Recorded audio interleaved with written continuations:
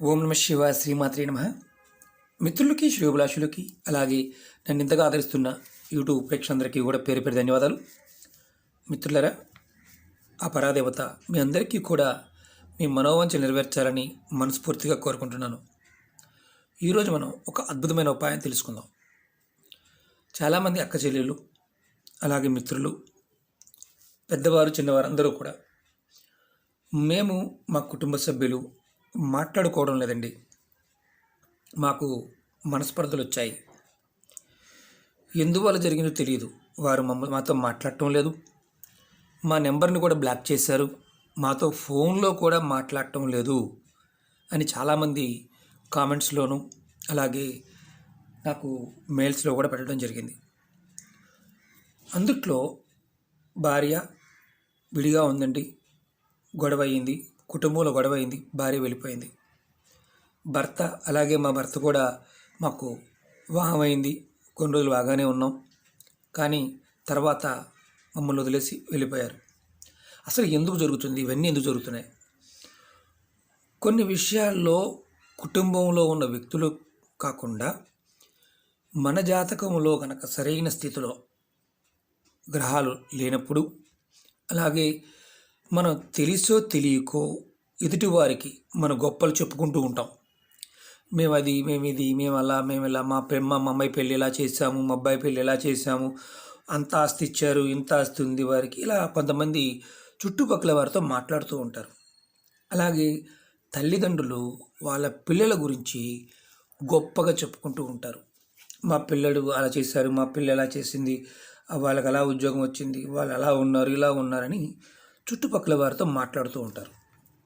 కానీ వాస్తవం ఏంటంటే, తెలియకుండానే ఇలా మాట్లాడుతున్నప్పుడు మన పిల్లల మీద, మన కుటుంబ సభ్యుల మీద మనమే ఎదుటివారికి మెసేజ్ని ఇస్తాం, అంటే సమాచారాన్ని ఇస్తాం. ఎదుటివారి మనసులో మనతో బాగానే ఉందా, ఓ సూపర్ డూపర్ అనేసి తర్వాత వాళ్ళు లోపల ఏడుస్తారు.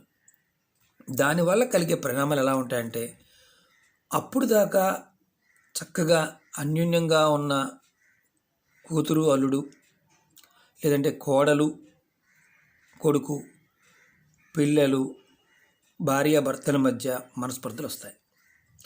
మనస్పర్ధలు వచ్చి ఇంటి నుంచి వెళ్ళిపోతారు, అంటే వదిలేస్తారు. వారు చివరికి మాట్లాడటం కూడా మానేసి అసలు మనం ఫోన్ చేస్తే మన ఫోన్ నెంబర్ను కూడా బ్లాక్ చేస్తారు. అలా బ్లాక్ చేసి మనం మానసికంగా చాలా క్షోభకు గురవుతాం. మనం అర్థం చేసుకోలేనిది ఏంటంటే, అసలు మనకి ఎందుకు జరుగుతుంది, ఇలా ఎందుకు జరుగుతుంది అని మనం అర్థం చేసుకోలేం. దానికి కారణం మనమే. కానీ దీని నుంచి బయటపడటానికి మన పెద్దలు, మన పూర్వీకులు చాలామంది ఒక అద్భుతమైన తేలికైన ఉపాయం చెప్పారు. మీకు అంతకుముందు కూడా చెప్పాను, యంత్రాల్లోనూ సంఖ్యల్లోనూ ఆ శక్తి దాగి ఉంటుంది. నేను మీకు ఇప్పుడు ఒక నెంబర్ ద్వారా, ఆ నెంబర్ని మీరు అనుకోవడం ద్వారా మీరు ఏదైతే సమస్య ఎదుర్కొంటున్నారో దాని నుంచి బయటపడే ఉపాయం చెప్తాను. ఎవరైతే మీ నెంబర్ బ్లాక్ చేశారు, మీతో మాట్లాడటం లేదు, అంటే భర్త కావచ్చు, భార్య కావచ్చు, కుటుంబ సభ్యులు కావచ్చు, ఇబ్బంది పడుతూ ఉన్నారు, అలాగే మిత్రులైనా సరే, స్నేహితులైనా సరే, ఇలాంటి పరిస్థితుల్లో మీరు ఉన్నారు. అప్పుడు ఈ తాంత్రికమైన నెంబర్ని ఉదయం పూట, మధ్యాహ్నం, సాయంత్రం 3 సార్లు, అంటే ఉదయం 3 సార్లు, మధ్యాహ్నం 3 సార్లు, సాయంత్రం 3 సార్లు అనుకోవాలి. పేపర్ మీద రాసైనా అనుకోవచ్చు, లేదంటే మీ ఎడమ అరిచేతిలో రాసుకొనైనా, పెన్నుతో రాసుకొనైనా ఆ నెంబర్ని 3 సార్లు అనుకోవాలి. నేను ఎలా చేయాలో చెప్తాను, చూడండి.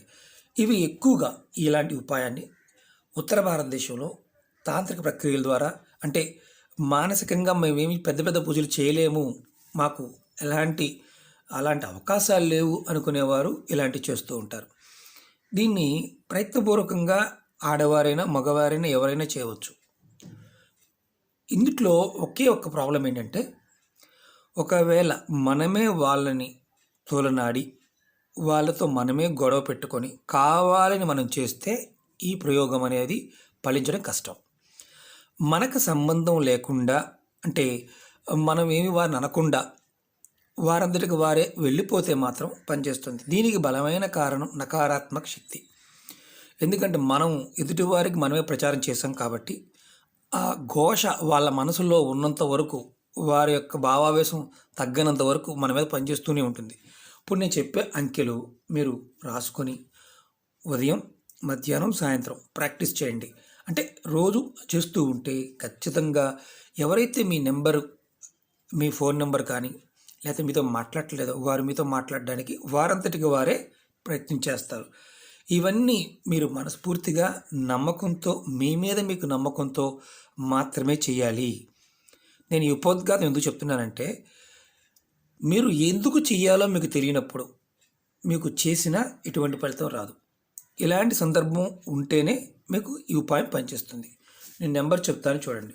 ఈ నెంబర్లో ఉన్న గ్రహస్థితులు కూడా చెప్తాను మీకు నేను. 7 7 3 6 6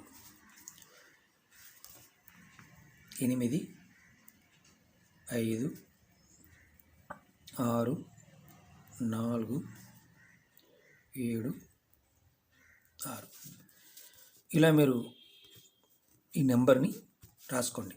రాసుకున్న తర్వాత ఈ నెంబర్కి మీరు ఒక ఫ్రేమ్గా గీత గీసుకోండి. ఇలా చేతిలో అయినా సరే. ఇప్పుడు మనం మిగతా వాటికి ఇంకేం చేయాలి, ఇలా 2 గీతలు మాత్రమే గీసుకోవాలి. ఇది ఒక యంత్రం లాంటిది అనుకోండి. 5 నెంబర్ల పైన ఉన్నాయి, 6 నెంబర్ కింద ఉన్నాయి. ఇది 4 నెంబర్ కాదు, సంఖ్య బట్టి చెప్తాను మీకు. 7 అనే సంఖ్య గ్రహాల్లో కేతువుకి చిహ్నం. చిత్తభ్రాంతి, మనసుని ఏదో అంటే రకరకాల ఆలోచనలు కలిగించే శక్తి కేతువుకు ఉంటుంది. 3 ఈ 3 సంఖ్య మనం అంతకుముందు వీడియోలో కూడా చెప్పుకున్నాం. మనకి బలం తగ్గిన, అందుట్లో శక్తి తగ్గిపోయిన ఆలోచన శక్తి క్షీణిస్తుంది. 6 శుక్రుడి సంఖ్య.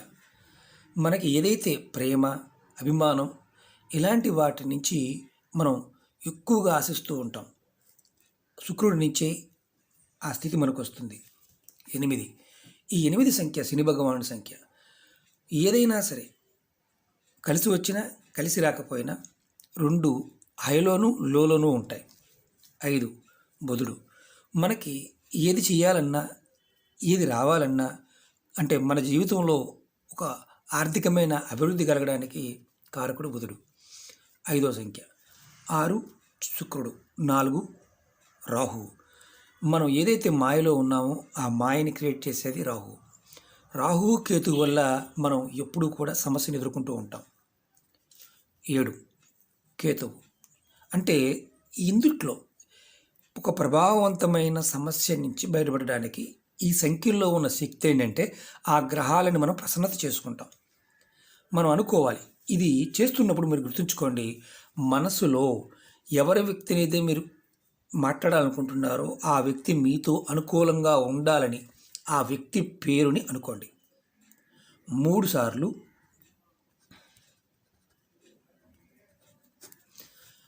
ఈ నెంబర్ అనుకోవాలి, ఆ వ్యక్తి పేరు అనుకొని ఈ నెంబర్ అనుకోండి. ఇలా ఉదయం 3 సార్లు, మధ్యాహ్నం 3 సార్లు, సాయంత్రం 3 సార్లు అనుకోండి. ఈ ఉపాయానికి ఎటువంటి ఆహార నియమావళి లేవు, ఎటువంటి అంటే నెలసరి టైం కానీ ఇలాంటివి ఏమీ లేవు. మీరు ఎప్పుడైనా అనుకోవచ్చు. ఇది చేస్తూ ఉండాలి. ఒక్కటి మాత్రం గుర్తుంచుకోండి, మీరు వారిని ఏమీ అనకుండా ఉంటే వారు ఇమీడియట్గా మీతో మాట్లాడే ప్రయత్నం చేస్తారు. కానీ మీరు వారితో గొడవపడి, అంటే అనవసరమైన విషయాల మీద మీరు వారితో యుద్ధం చేసి ఉంటే, ఈ ఉపాయం చేసిన అంటే ఎంత బాగా చేస్తే ఫలితాలు వస్తాయి. కానీ మామూలుగా 2 రోజుల్లోనూ 3 రోజుల్లోనూ మాత్రం ఎటువంటి ఫలితం రాదు. అదే మీ తప్పు లేకుండా అవతల వారు మాత్రమే అలాంటి పని చేస్తే ఖచ్చితంగా వస్తారు. ఇది కుటుంబ సభ్యుల గురించి కూడా చేయవచ్చు. అసలు ఎందుకు సంబంధం లేని విషయాల్లో గొడవ పడుతూ, అంటే అనవసరంగా, అంటే వేరే వేరే వ్యక్తుల వల్ల కుటుంబాన్ని మనం విచ్ఛిన్నం చేసుకున్నప్పుడు ఈ ప్రయత్నం మనం చేయవచ్చు. ఇది ప్రతిరోజు చేయాలి. అంటే ఒకరోజు చేసి ఆపేయటం కాదు. ఇది చేస్తూ ఉంటే ఆ గ్రహానుకూలత మనకి ఏర్పడుతుంది. అవతల వ్యక్తులు మనకి అనుకూలంగా మారతారు. ఇది ప్రయత్నపూర్వకంగా చేసి చూడండి. అద్భుతమైన ఫలితాలు పొందడానికి అవకాశం ఉంటుంది. ఆ పరాదేవత మనకి అనుకూలంగా ఉండి మన మనోవాంఛలు నెరవేర్చుతుంది. ఓకే మిత్రులారా, మీకు ఈ వీడియో నచ్చినట్టు లైక్ చేయండి, నా ఛానల్ సబ్స్క్రైబ్ చేసుకోండి, గంట సింబల్ యాక్టివేట్ చేసుకోండి, 10 మంది మిత్రులకి షేర్ చేయండి. ఓం నమః శివాయ, శ్రీమాత్రే నమః.